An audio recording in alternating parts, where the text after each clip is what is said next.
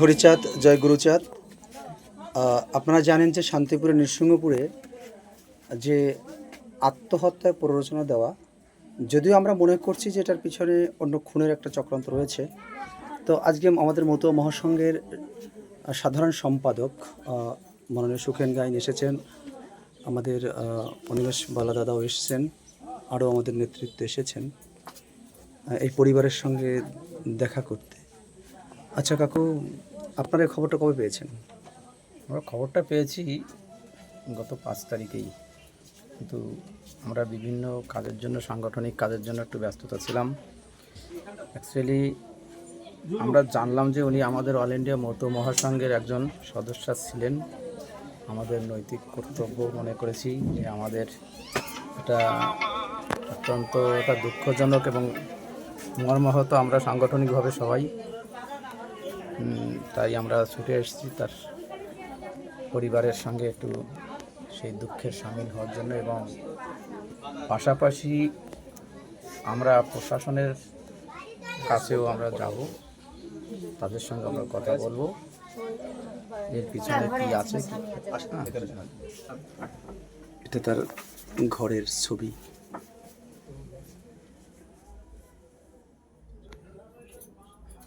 আপনি বাড়ি এসে কি তার দেখা পেয়েছেন? না, পাইনি দেখা পাননি? আপনি কখন ঢুকেছিলেন বাড়িতে? 11:30। 11:30 এসছেন। হ্যাঁ দাদা। আসার পরে আপনার স্ত্রীর লাশটা কি পেয়েছেন দেখতে? না, দেখতে পাইনি। লাশ কোথায় নিয়ে গেছিল তখন? থানা নিয়ে গেছিল। থানার থেকে নিয়ে গেছে, থানায় নিয়ে গেছে। হ্যাঁ। এখানে যে পোড়াতে নিয়ে গেছে তখন কি আপনাদের কাউকে জানিয়ে নিয়ে গেছে? আচ্ছা, আমি ওনার জামাই হই, আমি কি বলতে পারি কিছু? হ্যাঁ, আপনি ভালো হয়। সকালবেলা আমি প্রথম যখন ফোন পাই, তো আমার বাড়িতে ফোন তখন যায় 5:55 নাগাদ। সকালে, মানে যেদিন হ্যাঁ। তা ওইখান থেকে আমরা যখন ঢুকি তখন বাজে প্রায় 15টা। এখানে যখন ঢুকি তাই এসে দেখি বডি নেই, ঠিক আছে। তা বডিটা নিয়ে যাওয়া হয়েছিল। তা বডিটা নিয়ে যাওয়ার আশেপাশের লোকজনকে জিজ্ঞেস করলাম, তারা বললো যে বডি নিয়ে গেছে। তা আমি আবার বললাম যে তাহলে এখান থেকে কে ফোন করেছিল? তা পাড়া প্রতিবেশী কেউ ফোন করেনি, তাহলে বডিটা কী করে নিয়ে গেল? এটা হলো ফার্স্ট প্রশ্ন। আর সেকেন্ড প্রশ্ন হলো, বডি নিয়ে যেতে হলে সঙ্গে তো পুলিশ আসে একজন। বডিটা কে নিয়ে গেছে? গাড়িতে 2জন লোক ছিল যারা মানে পোস্টমর্টম করে বা কিছু, সেটাই তো আমাদের কথা। ডোম নিয়ে গেছে, মানে তাদেরকে আপনারা কেউ খবর দেননি? না, আমরা কেউ খবর দিইনি। পুলিশও আসেনি? পুলিশ ছিল না। আচ্ছা, আপনারা তখন পুলিশকেও জানাননি? না, তখন জানাবে কি, তখন তো এদিকের একটা মানসিকতা একটু অন্যরকম থাকে সবার। আচ্ছা, তা সেই ক্ষেত্রে জানানো হয়নি, ঠিক আছে। তা সেখানে দাঁড়িয়ে ভোরবেলায় নিয়ে চলে যায় বডি। তা আমি আসার পরে দেখি নেই বডি। এটা নিয়ে আপনারা একটা সন্দেহর ভিতরে রয়েছে? সন্দেহ তো অবশ্যই রয়েছে, কারণ যেই মানুষটা প্রত্যেকদিন উনি ভোরবেলা ওঠেন, হাঁটাচলা করেন, প্লাস ঘরের সব ঝাড়পোছ সব কিছুই উনি করেন।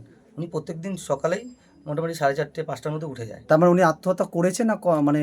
হ্যাঁ, সেটাই বলছি। তা প্রত্যেক দিনের মতনই উনি যেরকম ওঠে, তা সেদিনকে ওইখানে যখন ফার্স্টটা ছিল, ওনার পাটা মাটিতেই ছিল। মাটিতেই ছিল, ঠিক আছে।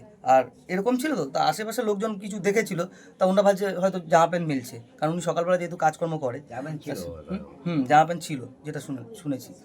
তা সেখান থেকে পরে যখন দেখার পরে তো ওনার মেয়েকে ফোন করলো, মেয়ে আসার পর তো আমাকে ফোন করলো, ঠিক আছে। আর উনি যদি আত্মহত্যা করারই হতো, তা ঘরে তো কেউ ছিল না। আমার বাড়ি হলো কল্যাণী, তা আমার মানে ওনার বড় মেয়ে আমার সাথে থাকে, আর ওনার ছোটো মেয়ের বিয়ে হয়েছে এই সামনেই, মানে স্কুলের ওই দিকটা আসতে তাও 10 মিনিট সময় লাগে। তা ওখানে বিয়ে হয়েছে। তা উনি ছিলেন বাইরে কাজে, বাইরে বলতে হাবড়ায়, ঠিক আছে। আর সেখানে দাঁড়িয়ে ছেলেটাকে নিয়েছিল উনি একাই। তা আগের দিন খুবই টর্চারিং হয়েছিল ওনার উপর, একবার না, মানে হ্যাঁ আগের দিনই হয়েছে, পুরো সারাটা দিন ওনার সাথে টর্চারিং গেছে। টর্চারিংয়ের বিষয়টা বলুন তো। হ্যাঁ, যে টর্চারটা হচ্ছিল সেটাই আমি বলতে গেছিলাম। সকালবেলা উনি প্রত্যেকদিন রোজ ওঠে, প্রত্যেকদিন, এটা ওনার অভ্যাস। তা কিছু কিছু মানুষের তো অভ্যাস থাকে ফুল তোলা, ফুলটা অ্যাকচুয়ালি তো আমরা ঠাকুরের চরণেই দিই। তা উনি সেরকমই সকালবেলা উঠেছে, হেঁটেছে। তা আসার পথে উনি রাস্তার সাইডে যদি কোনো গাছ থাকে তা পাশ দিয়ে আমরা ফুল তুলি কম বেশি। তা উনি ফুল তুলেছিল, যেটা আমরা মানে সবার মুখে যেটা শুনলাম বা ওইখানে গিয়েও শুনলাম, এটাই শুনেছি। তা উনি ফুল তুলে আসছিল, তা তখনই ওই বাড়ির এক মহিলা ধর ধর করেছে হ্যাঁ। এবার উনি মুখ ফিরে তাকিয়েছে, ফাট করে চুলের মুঠিটা ধরে। আমি আর এবার যখনই ধরেছে উনি ছিটকে কিনা দৌড়ে পালিয়ে গেছে, পালিয়ে পাশের বাড়িতে গেছে। তা পাশের বাড়ি উনি লুকিয়েছে কোন বাথরুমের কোনায়, সেখান দিয়ে ওনাকে টেনে হেসে বার করেছে। টেনে হেসে বার করে রীতিমতন রাস্তায় কান ধরে উঠবস করিয়েছে। কি জন্য অবরোধটা? ওই যে ফুল, চুলের মুঠি দিয়ে টেনে এনেছে বাথরুম থেকে বের করেছে। ফুলের জন্য এটা করলো। এটা যে করেছে নাম বলতে পারবেন?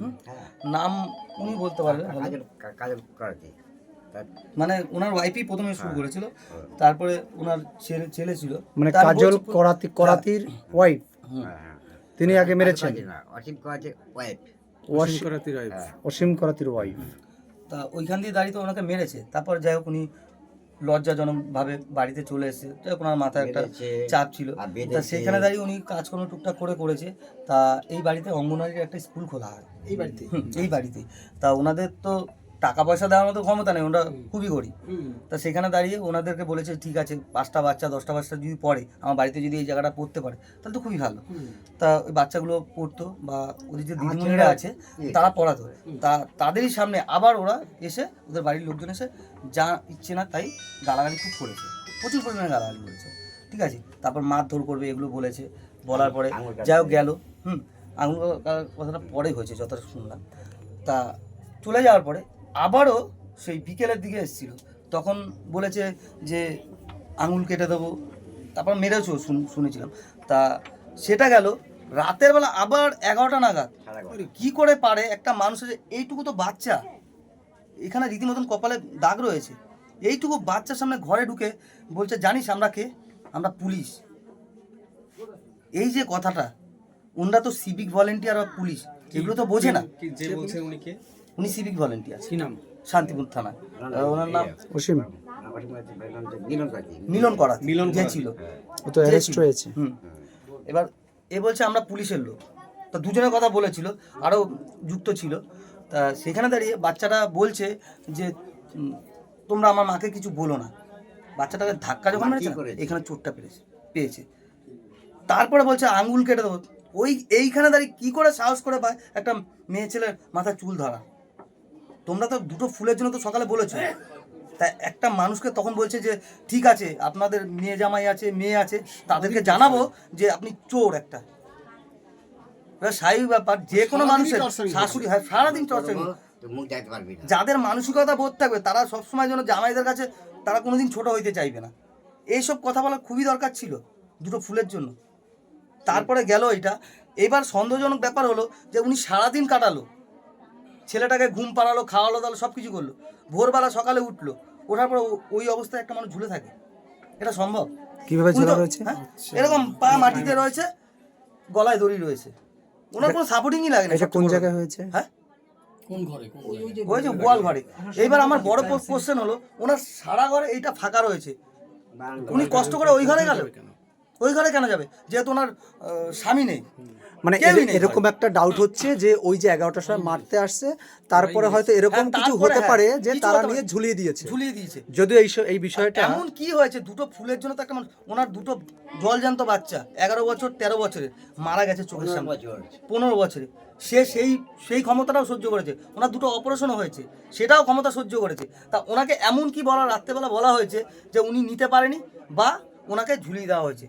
কারণ মারার যদি একটা মানুষকে মারলেই শুধু মার্ডার হয় না, একটা মানুষকে মানসিক টর্চারিং করে মেরে ফেলা মানে সেটাও আমার কাছে মার্ডার। বাড়িতে ওই মুহূর্তে কে গেছিল? ওই মুহূর্তে কেউ ছিল না, বাড়ির ভিতরে কেউ ছিল না। ওনার বাচ্চা ছেলে ঘুমাচ্ছিল, বাচ্চা আর মা ছিল। ওরাই এসে আবার ভরে নিয়ে গেছে। সকালবেলা কোনো থানায় কোনো খবর যায়নি। তা সেখান দিয়ে দাঁড়িয়ে এটাও তো হতে পারে যে মিলন করাতি যেহেতু সিভিক আইন সম্বন্ধে ওনাদের বেশি জানা আছে, এটা জানে না। এটা মূর্খ মানুষ, এটা জানে না। সে হয়তো ফোন করে দিয়েছে, হয়তো ভোরের সময় সবকিছু লুপ্ত করা দেওয়ার চেষ্টা করেছে, নইলে তো আশেপাশে কেউ বলতো। বা ওনার মেয়ে যখন পরে এসে শুধু ডুন্ডা বললো যে এর আধার কার্ড আর ভোটার কার্ড কোথায়। জানলো কি করে যে এই মহিলা এখানে এই ঘরের মধ্যে থাকবে? সেটাই তো আমাদের কোশ্চেন, সেটাই তো বাড়ি থেকে নিয়ে যায় কি করে? পুলিশ কোন অধিকারে নিয়ে যায়? সেটাই আমাদের।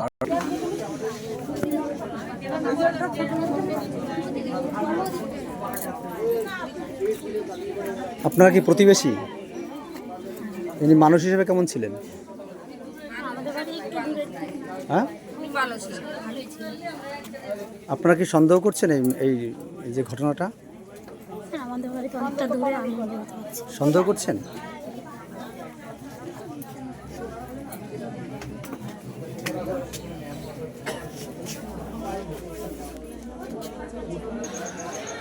এইখানে এইখানে তাকে গলায় দড়ি দেওয়া অবস্থায় পেয়েছে, কিন্তু গ্রামের মানুষের যে কথা তাতে মনে হচ্ছে যে এটা একটা ষড়যন্ত্র হয়েছে। এই পুলিশ এটাকে ঘেরাও করে রেখেছে, এটা ফরেনসিক টেস্টের জন্য এখানটা আটকে দিয়েছে যাতে সাধারণ মানুষ প্রবেশ না করে। ওখানে ঘর সে একাই থাকে, তারপর এখানে এসে গলায় দড়ি দেওয়া। গ্রামের মানুষ যেটা বলতে চাইছে যে এটা হয়তো বা তাকে জোর করে গলায় দড়ি ঝুলিয়ে দেওয়া হয়েছে। এইসব এই এলাকার উনি মানুষ কেমন ছিলেন? মানুষ ভালোই ছিলেন, সবার সাথে মিশতেন? হ্যাঁ সবার সাথে মিশে, সবার সাথে দেখেও কথা বলতো। উনি কি আত্মহত্যা করতে পারে এমন কিছু মনে হয়েছে? এখন আমাদের তো ওইদিকে বাড়ি, কথা টথা বলি, এখন কি করে বলবো। জায়গা থেকে ঝুলবে, একটা মানুষ দাঁড়িয়ে থেকে কেউ সুসাইড করতে পারে না, কিন্তু আমার মাকে আমি নিজে দেখেছি এইভাবে দাঁড়িয়ে দাঁড়িয়ে আছে, আমার মায়ের গলায় 3 রকমের ফাঁস আছে। আমি কিন্তু কারুর কাছে এই ছবিটা আমি দেখতে পাচ্ছি না। তাহলে এত তো মানুষ ছিল, তাহলে নিশ্চয়ই একটা আমি ছবি পাবো, কিন্তু ওটার কোনো ছবি নেই। তার যে একটা কোনো প্রমাণ, কোনো কিছু নেই, কোনো পুলিশ আসেনি, তাহলে ওদের ফোন করলো কে? ওরা আসলো, সঙ্গে সঙ্গে নিয়ে চলে গেল আমার মার দেহটাকে। এই প্রশ্নটাকে থানায় করা হয়েছিল যে আপনারা কি লোক হ্যাঁ। পাঠিয়েছিলেন?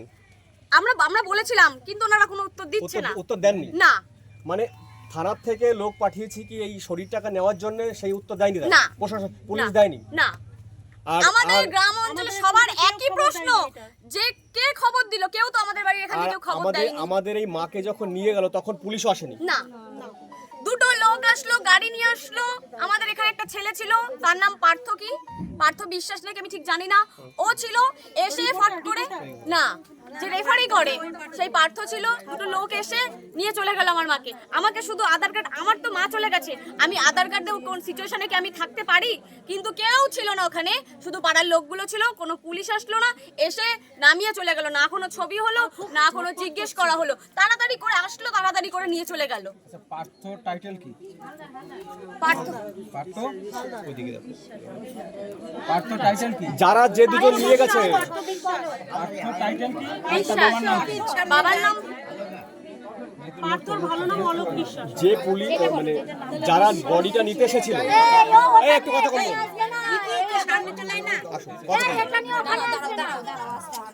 ও ঘরে চলে যাও, ঘরে চলে যাও।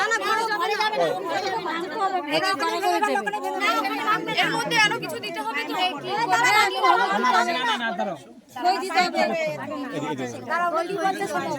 ঠান্ডা মাথা শুনে নিন। যে দুইজন আমাদের মার শরীরটা নিয়ে গেল, বডিটা নিয়ে গেল, তাদেরকে আপনারা চেনেন? না, আমি একজনকে চিনি, আর কাউকে আমি চিনি না। হ্যাঁ, সে পার্থ, আমাদের ওই বাবলাবনের দিকে বাড়ি, ওকেই আমি একবার দেখেছি, আর আদার্স আমি কাউকে, কোনো পুলিশ কাউকে কিছু দেখিনি। হ্যাঁ, পার্থ বিশ্বাস।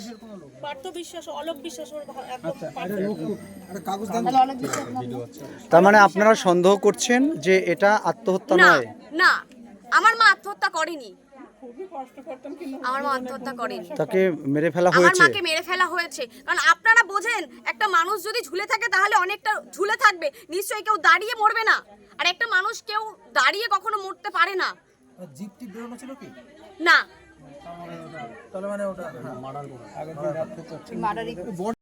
যে প্রশাসন বা যারা এই খুনিদের আড়াল করার চেষ্টা করছে, তাদের সবাইকে সিদ্ধ আমরা আইনের আওতায় এনে উপযুক্ত শাস্তি পাবে। আর বাবা, লড়াই করতে হবে, তোমাকে লড়াই করতে হবে, আমরা পাশে আছি একদম। আমার ভাইটাও জব তুমি চাই। খাও বা না খাও, তোমাকে পড়াশোনা করতে হবে, তোমাকে বড় হতে হবে। তার জন্য, তোমার পড়াশোনার জন্য যা কিছু আমরা ভাইরা, তোমার দাদার আমরা তোমার পাশে আছি ভাই। এবং তোমার তো কিছু ওকে দিয়ে করাতে হবে না, ছোট মানুষ তো, যেটুকু স্বাভাবিক ক্রিয়াকরণ সেটুকু। আর এত কিছু আমাদের মধ্যে ধর্মে নেই, এত কিছু একদম স্বাভাবিকভাবে যা করণীয় সেটুকু স্বাভাবিক মানুষের মতো